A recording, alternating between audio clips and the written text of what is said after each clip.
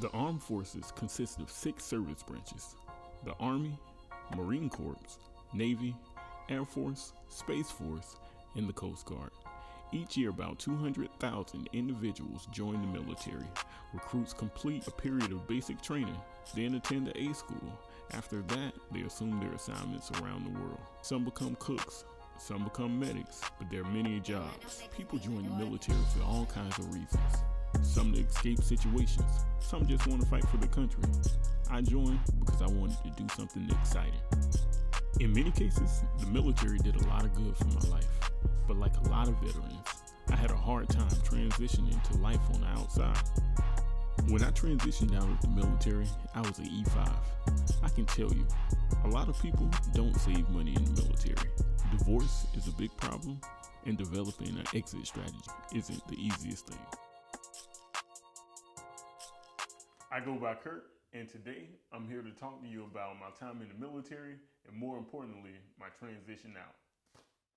How was life growing up? Life growing up was pretty cool. I have 2 brothers, 2 sisters, so I'm kind of the middle child syndrome. I did a lot of things in school. I played 4 or 5 sports: football, basketball, track. I wrestled. I did pretty decent in school.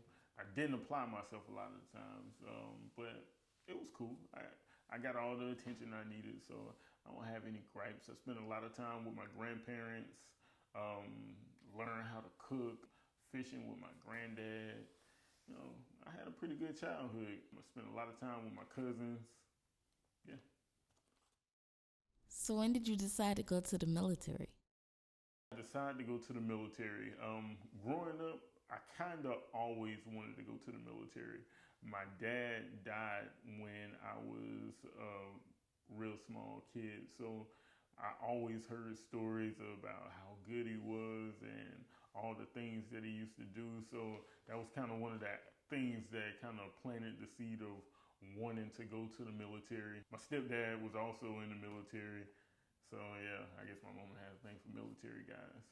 And then in high school, I met this recruiter, Petty Officer Bridges. She was super cool. She didn't lie to us or nothing, so I really respected the fact that she kept it 100. Granted, when she left, the people after her was a little up and down, and then me and my friend Shaquem, we both wanted to join. Make a long story short, he kind of set me up for the okie doke. He wound up not going and not telling me, so I wound up bailing on her.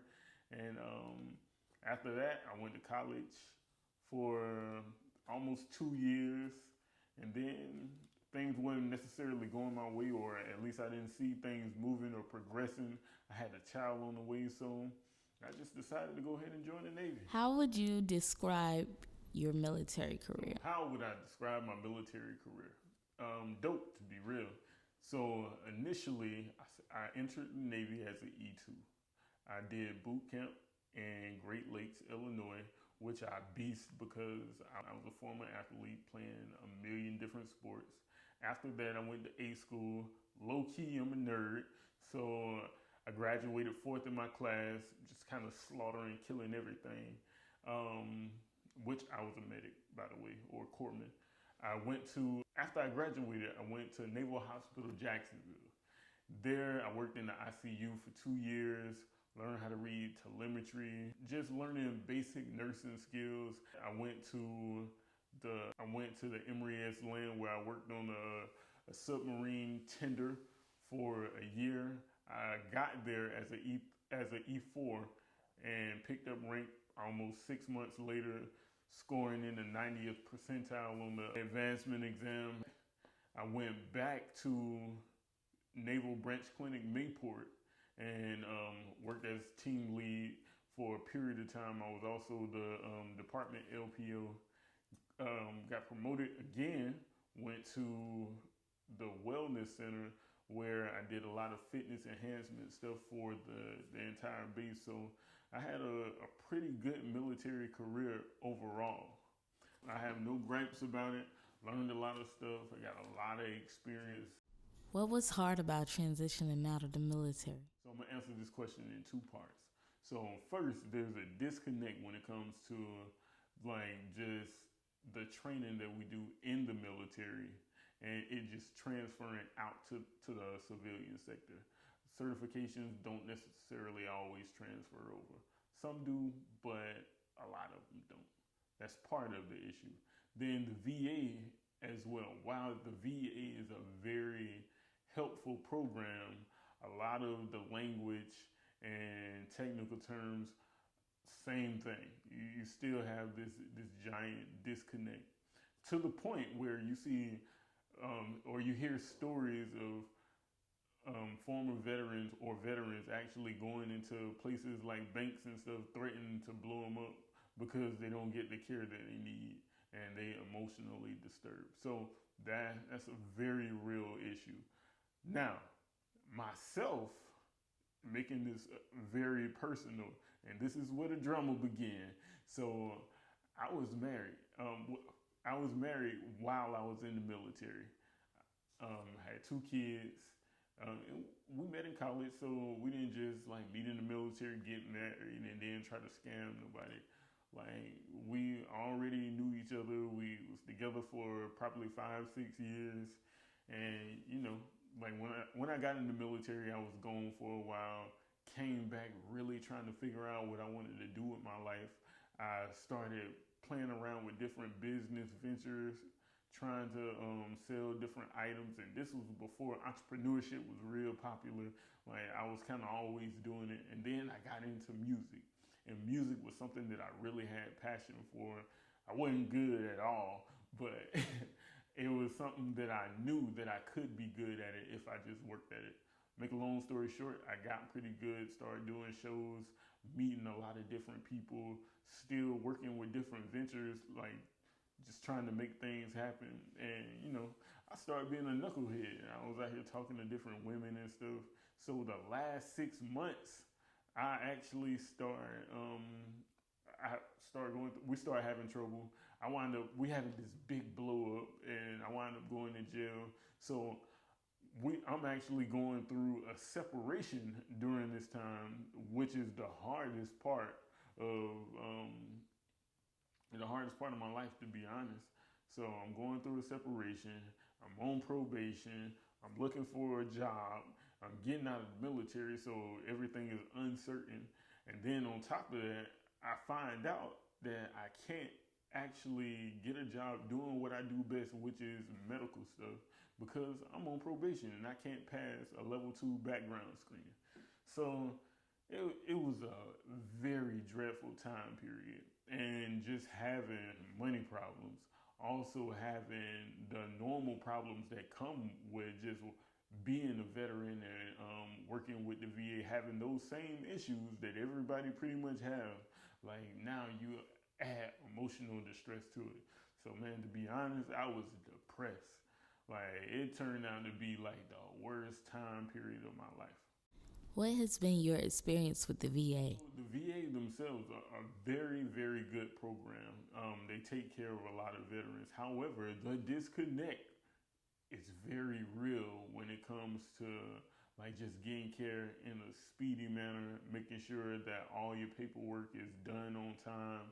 And it's a lot of stuff. Like it's very hard work, and I'm appreciative for all the things that everybody do. But it can be very troublesome sometimes. Like I'm almost done with my degree right now, and I have trouble literally every semester when I fill out the same paperwork every semester and been doing it for the last 3 years. So it's always something. You pretty much just kind of wait on things to happen. Now I don't even get mad. I just react to the situation whenever it arrives. So long story short, working with the VA is pretty good, but yes, there are a lot of issues. Was it tough looking for a job? All right, so transitioning out of the Navy was the hardest part for me. But looking for a job was probably equally as hard. Like I said before, I got out with legal trouble. So yes, I had my own problems. But aside from that, a lot of the companies that I tried to apply for, I wasn't able to get in at a good pay grade, so to speak. Like being in the military, getting up to that E5 level, I'm thinking once I get out, I should be able to move laterally on the spectrum, and that is not the case. Most of the time, you starting in entry level and getting out at that point in time, minimum wage was like 13 $13 an hour or something like that. So I literally went from making like $60,000 a year, sometimes 70, maybe even more than that, because I was doing other things on the side, then to like just literally pulling in $13 an hour, and that was hard. Like it was very very eye opening. Like that was a humbling period in my life. And if I pulled up all the jobs that I have applied for over the years, there are probably thousands, for real. Like, and I'm not exaggerating, thousands of denials of people telling me that I'm overqualified for different things, or telling me that I just don't meet their criteria, when in fact I have a lot of different experience when it comes to supervising. I have an associate's degree. I have different certifications that I've gotten since I've been out. So it's kind of rough. What do you hope to see change in the near future? So finally, what would I like to see change? I think that's the $1,000,000 question. Number one, I would like to see more former military employed by the VA.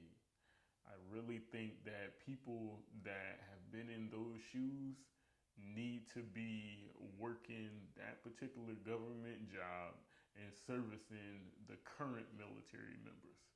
Um, Secondly, I think just more compassionate individuals in the entire space. Obviously, the lingo kind of got to be the same. I think one sector has to be able to communicate fluently with the other sector.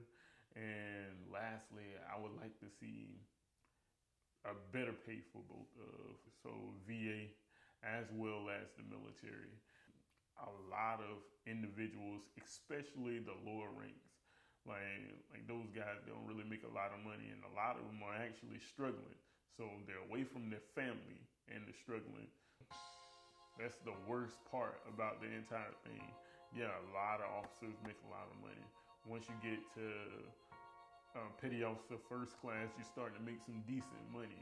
But a lot of the lower ranking guys, those guys out there hurting. So that's the main thing that I would like to see change.